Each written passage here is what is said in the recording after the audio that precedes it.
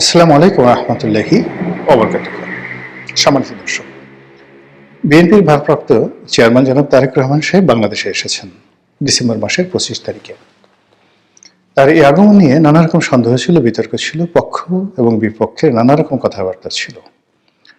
যারা বলেছিলেন যে তারেক রহমান সাহেব আসবেন না বা আসতে পারবেন না, শেষ দিন পর্যন্ত যারা অটল ছিলেন 25 তারিখ সকালবেলা পর্যন্ত, এবং অনেক আশঙ্কা করেছিলেন যে তিনি হয়তো আসতে যদি পারেনও এয়ারপোর্ট থেকে বের হতে পারবেন না। এই যে যারা হতাশাবাদী যে গ্রুপটি ছিল, তাদের মুখে রীতিমতো চুনকালি দিয়ে তিনি এয়ারপোর্ট থেকে বের হয়েছেন এবং দেশের মাটিতে পা রেখে খালি পায়ে তিনি মাতৃভূমির মাটিকে সম্মান জানিয়েছেন, আবেগপ্রবণ হওয়ার চেষ্টা করেছেন এবং সেখান থেকে তিনি নেতাকর্মীদের মাঝে চলে এসেছেন 300 ফিটের সংবর্ধনা স্থলে।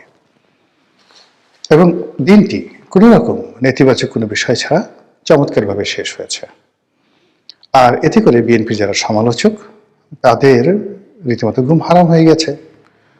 যারা প্রতিদ্বন্দ্বী, বিএনপির প্রতিদ্বন্দ্বী, তাদের মন খারাপ হয়ে গেছে।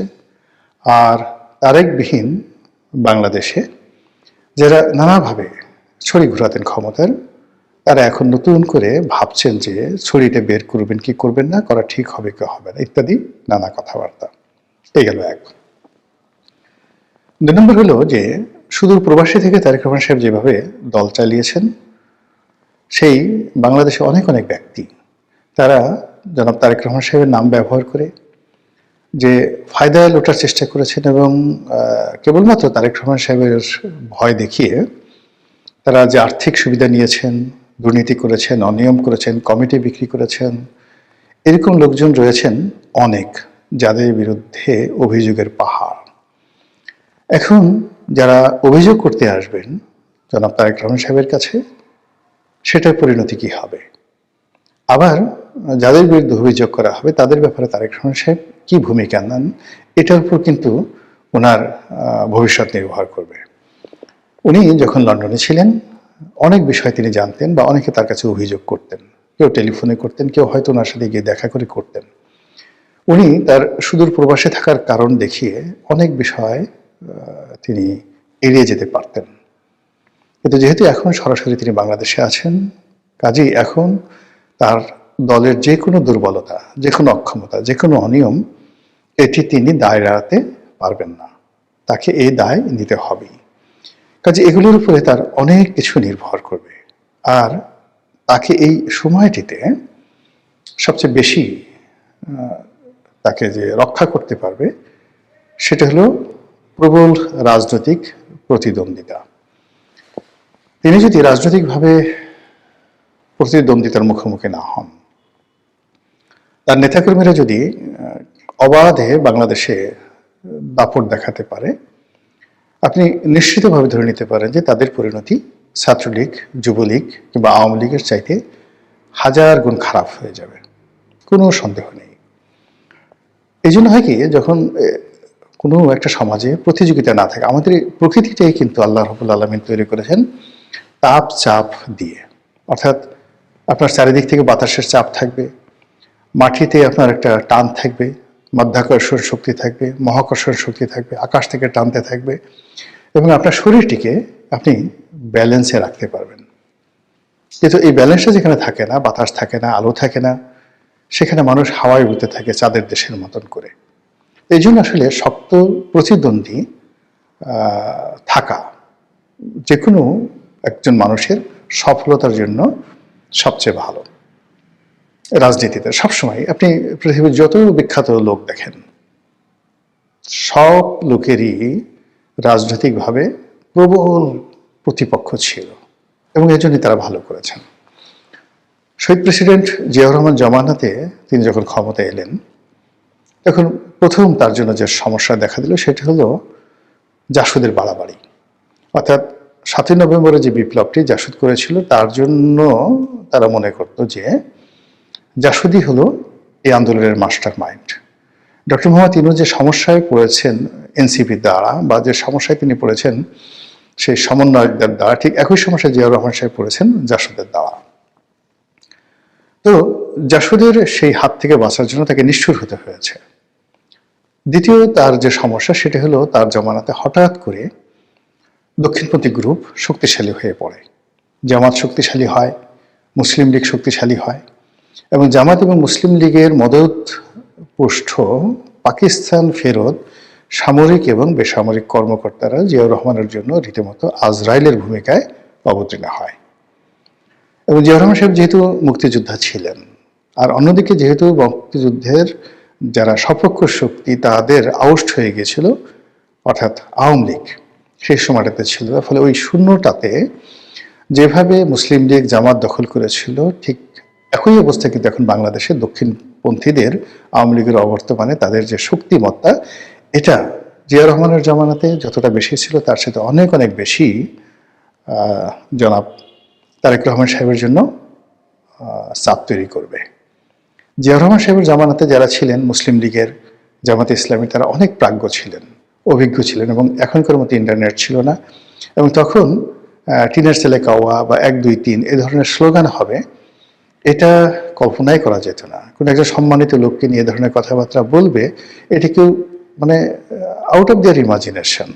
কিন্তু এখন কি হলো, এখন এমন একটা বেয়াদব জেনারেশন আমাদের সামনে চলে এসেছে, এরা সব কিছু করতে পারে, যে কোনো মানুষকে নিয়ে যে কোনো কথা বলতে পারে, যে কোনো অপরাধ করতে পারে এবং তাদের কোনো রকম অনুশোচনা বোধ নেই, লাজ নেই, লজ্জা নেই, অপমান বোধ নেই, কিচ্ছু নেই। একটা নতুন জেনারেশনের মধ্যে চলে আসছে। ফলে তারেক রহমান সাহেবকে এই জেনারেশন মোকাবেলা করে এবং এই জেনারেশনের যারা দক্ষিণপন্থী গ্রুপ আছেন তারা আরও ডেঞ্জারাস। এই জিনিসগুলো যদি তাকে মোকাবেলা করতে হয় আগামী দিনগুলোতে, তাহলে তার দলের অস্তিত্ব থাকবে না। জিয়াউর রহমান সাহেব যখন দেখলেন যে তিনি জামাতের সঙ্গে পেরে উঠছেন না, তখন জামাতের রাজনীতিটাকে তিনি কৌশলে ডিফিকাল্ট করে দিলেন, যাকে বলা হয় জটিল করে দিলেন। এবং এই জন্য জামাতের একটা বিরাট, যারা জামাতের মধ্যে একসময় মুসলিম লীগ করতেন বা রাজাকার ছিলেন, আলবদর ছিলেন, তাদের মধ্যে অনেককে তিনি মাঠে নামিয়ে দিলেন। অনেক ইন্টেলেকচুয়াল রয়েছেন, ইসলামপন্থী স্মার্ট লোক ছিলেন। বিশেষ করে ওই জমানাতে ইনকিলাবের যিনি প্রতিষ্ঠাতা ছিলেন মাওলানা মান্নান, অসাধারণ মেধাবী। বাংলাদেশে মানে এইরকম ইসলামপন্থীদের মধ্যে এইরকম মেধাবী, এরকম স্মার্ট লোক আপনারা যারা মাওলানা মান্নানকে দেখেননি তারা কল্পনাই করতে পারবেন না। এ যুগের মামুনুল হক, এ যুগের ডাক্তার শফিক বা এ যুগে যে সকল জুনায়েদ হাবিবি যারা আছেন, মানে যদি আপনি মাওলানা মান্নানকে, মাওলানা মহিউদ্দিন খানকে, তারপরে হাফিজি হুজুর সাহেবকে, ওয়াইদুল হক, খতিব ওয়াইদুল হক, এদেরকে আপনি 1000 নম্বর দেন, তাহলে বর্তমান জমানাতে যারা আছেন তাদেরকে আপনি 1 নম্বর দিতে ইচ্ছা করবে না। আমি তাদের সঙ্গে চলেছি, আমি জানি এটা। তাদের জ্ঞানের গভীরতা, তাদের চরিত্র, তাদের ব্যক্তিত্ব, তাদের ধন সম্পদ, তাদের ইন্টারন্যাশনাল কানেক্টিভিটি, এটা কল্পনাই করা যায় না এই যুগে যারা দক্ষিণপন্থী রয়েছে। তো সেই জমানাতে তিনি জনাব তারেক রহমান সাহেব মাওলানা মান্নানকে নামিয়ে দিলেন জামাতের বিরুদ্ধে এবং অত্যন্ত ক্যানিং, যেটাকে বলে ইংরেজিতে ক্যানিং, চালাকি করে বুদ্ধি খাটিয়ে মাওলানা মান্নান যেভাবে জামাতকে কোণঠাসা করেছিল, এবং সেটা যদি না করতেন জিয়াউর রহমান সাহেব সঙ্গে, মানে জিয়াউর রহমান সাহেবের পক্ষে তখন জামাতকে মোকাবেলা করা সম্ভব ছিল না। কিন্তু এত কিছুর পরেও কিন্তু জিয়াউর রহমান সাহেব দেখলেন যে না, হচ্ছে না, তিনি পারছেন না। একদিকে জাসদ, অন্যদিকে সর্বহারা পার্টি, অন্যদিকে যাকে বলা হয় এই দক্ষিণপন্থী অসংখ্য গ্রুপ, তারপরে মুসলিম লীগ, তার নিজের দল, মানে অন্তত 100টি ধড়িবাজ গ্রুপ তৈরি হয়ে গেল। এর মধ্যে সেনাবাহিনীতে একটার পর একটা বিদ্রোহ, এবং সেনাবাহিনীর সেই বিদ্রোহের সঙ্গে সঙ্গে পার্বত্য অঞ্চলে সমস্যা দেখা দিল। তো এই অবস্থাতে তিনি মনে করলেন যে এখন শক্ত রাজনৈতিক প্রতিপক্ষ ছাড়া সম্ভব নয়। ফলে তিনি নিজে কিন্তু আওয়ামী লীগকে রিভাইভ করেছিলেন। এটা আওয়ামী লীগের জন্য নয়, তার নিজের জন্য। তারপর তিনি আওয়ামী লীগকে রিভাইভ করার পর দেখলেন যে আওয়ামী লীগ সেই দ্বন্দ্ব করে, সংঘাত করে, গ্রুপিং করে, 3 থেকে 4টা গ্রুপ হয়ে গেল, মিজান গ্রুপ হয়ে গেল। তারপরে শেষে যাকে বলা হয় আব্দুল মালিক উকিল গ্রুপ হয়ে গেল, আরেকটি আরো 2-3টি গ্রুপ হয়ে গেল বিভিন্নভাবে, মহিউদ্দিন গ্রুপ হয়ে গেল, বাকশালের আর একটা গ্রুপ হয়ে গেল। তখনও বাকশাল হয়নি, কিন্তু মানে ওই যারা কট্টরপন্থী বাকশাল ছিলেন তারা আলাদা হয়ে মোটামুটি 3 থেকে 4টি গ্রুপ হয়ে এমন দ্বন্দ্ব সংঘাত শুরু করে দিল। তো সেদিকে আব্দুর রাজ্জাক, ডক্টর কামাল হোসেন, বরিশালের মহিউদ্দিন সাহেব, যার নাম ছিল চাকু মহিউদ্দিন, তুফাইল সাহেব, আমু সাহেব, সুরঞ্জিত সেনগুপ্ত থেকে শুরু করে আওয়ামী লীগের যে সকল নেতৃবৃন্দ, জোহরা তাজউদ্দিন, সাজেদা চৌধুরী, আরো অনেকে, মানে কোনো অবস্থাতেই আব্দুল মালিক উকিল, মানে টাঙ্গাইলের আব্দুল মান্নান, মানে একজনে ছিলেন রীতিমতো মহিরু। এর মধ্যে লতিফ সিদ্দিকী, কাদের সিদ্দিকী তখন দেশের বাইরে, যারা লতিফ সিদ্দিকী দেশের বাইরে, অন্যান্য যারা ছিলেন, মানে গ্রুপিং এর যন্ত্রণায় মানে মানুষের জীবন অতিষ্ঠ হয়ে গেল। জিয়া রহমান চিন্তা করলো যে না, এটা সম্ভব নয়। তখন এই তিনি কিন্তু শেখ হাসিনাকে আনার উদ্যোগ নিলেন আওয়ামী লীগকে ঐক্যবদ্ধ করার জন্য। কারণ হলো তিনি যেখানে হাত দিচ্ছেন সেখানে বিশৃঙ্খলা, জামাতে বিশৃঙ্খলা, মুসলিম লীগে বিশৃঙ্খলা, তার নিজের দলে বিশৃঙ্খলা, এবং সে নিজের দলের বিশৃঙ্খলতা মানে চট্টগ্রামের বিশৃঙ্খলতা বন্ধ করার জন্য, পলিটিক্যাল নেগোসিয়েশন করার জন্য গিয়েই তো তিনি মারা গেলেন, শহীদ হলেন। তো ওই অবস্থাতে তিনি শেখ হাসিনাকে ফেরত এনেছিলেন যেন তার একটা শক্ত প্রতিপক্ষ থাকে। কিন্তু শেখ হাসিনা আসার অল্প কিছুদিন পরেই তিনি কিন্তু নিহত হন। ফলে তিনি রাজনীতির যে সুবাতাস, রাজনীতির যে সুখ, সেটা কিন্তু পাননি। একজন মিলিটারি ডিক্টেটর হিসেবে, একজন অ্যাডমিনিস্ট্রেটর হিসেবে তিনি যে তার শুভকর্ম, সেই শুভকর্ম নিয়ে তিনি বেঁচে আছেন। তো ওই অবস্থাতে যদি তার মৃত্যু হতো, তাহলে তার পরিণতিটা কি হতো বলা যায় না।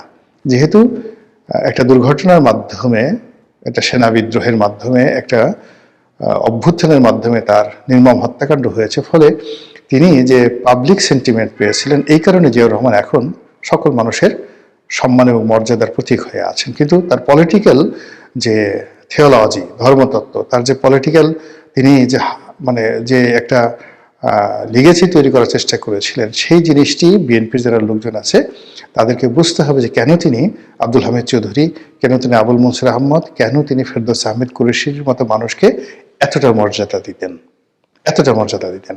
এইগুলো একটা গ্রুপ। আর একটা গ্রুপ ছিল সেই আতর রহমান সাহেব, মশিউর রহমান যাদু মিয়া, শাহ আজিজুর রহমান, এদের মতো লোককে নিয়ে তারা আর একটা গ্রুপ ছিল। আর পার্লামেন্টটাকে জমিয়ে রাখার জন্য কাজী জাফর আহমেদ, মধুদ আহমেদ, ওবায়দুর রহমান, কে এম ওবায়দুর রহমান, তাদেরকে দিয়ে তিনি আর একটা গ্রুপ। কিন্তু পুনঃ অবস্থাতে আওয়ামী লীগ ছাড়া কিন্তু তার এই যে বাংলাদেশের সবচেয়ে মেধাবী লোকগুলোকে তিনি নেওয়ার পরেও কিন্তু তিনি স্বস্তি পান নাই। ব্যালেন্স করার জন্য তাকে কিন্তু আওয়ামী লীগটাকে রিভাইভ করার পরে আবার আওয়ামী লীগকে রিভাইভ শুধু করে না, ঐক্যবদ্ধ করার জন্য শেখ হাসিনাকে আনয়ন করতে হয়েছিল। বোঝার চেষ্টা করুন ওই সময়টাতে যে অবস্থা ছিল, অর্থাৎ 1975 সনের 7ই নভেম্বর থেকে আপনি জিয়াউর রহমান সাহেবের যে মৃত্যুর দিন পর্যন্ত, 81 সন পর্যন্ত বাংলাদেশের অবস্থা কিন্তু টারমাইল ছিল। উনি খুব শক্ত হাতে সবকিছু দমন করেছেন। কিন্তু ওই সময়টাতে যারা ছিলেন তারা বুঝতে পারবেন যে পলিটিক্যাল অবস্থা কোন পর্যায়ে ছিল। এখন বাংলাদেশে যে ডক্টর মোহাম্মদ ইউনূসের জমানাতে কোনো অবস্থাতে কিন্তু পলিটিক্স কোনো শেভে আসছে না, না জামাত, না বিএনপি, না এনসিপি, মানে কেউ এই পলিটিক্সটাকে শেভে আনতে পারছে না।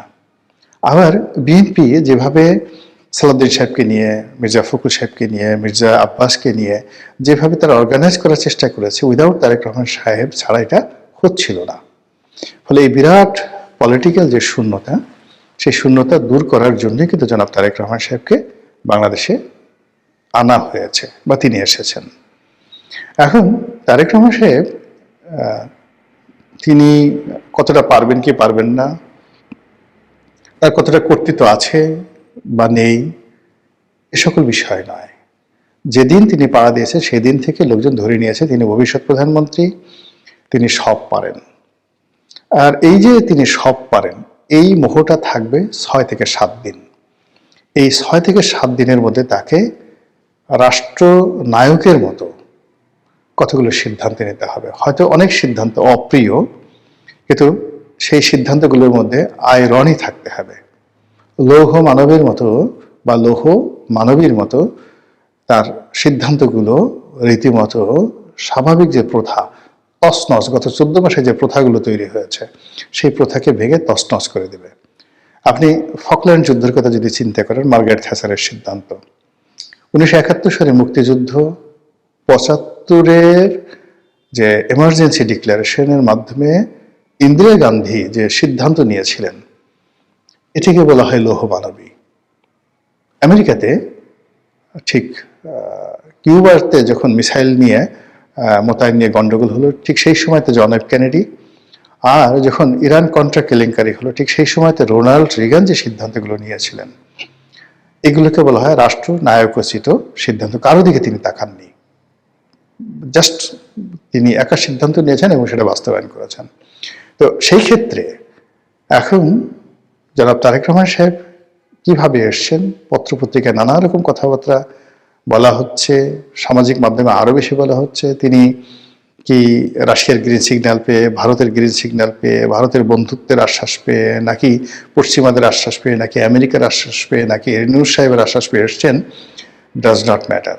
তাকে যে কাজটি করতে হবে সেটা হলো তার দলের যে বিশাল এই মুহূর্তে যে জনগণ আছেন তাদের মধ্যে একটা রাজনৈতিক সাম্যতা, ভারসাম্য আনার জন্য তার উপযুক্ত প্রতিদ্বন্দ্বী লাগবে। এবং সেই প্রতিদ্বন্দ্বী যদি তিনি দাঁড়া করান জামাতকে, জামাতও শেষ, তিনিও শেষ।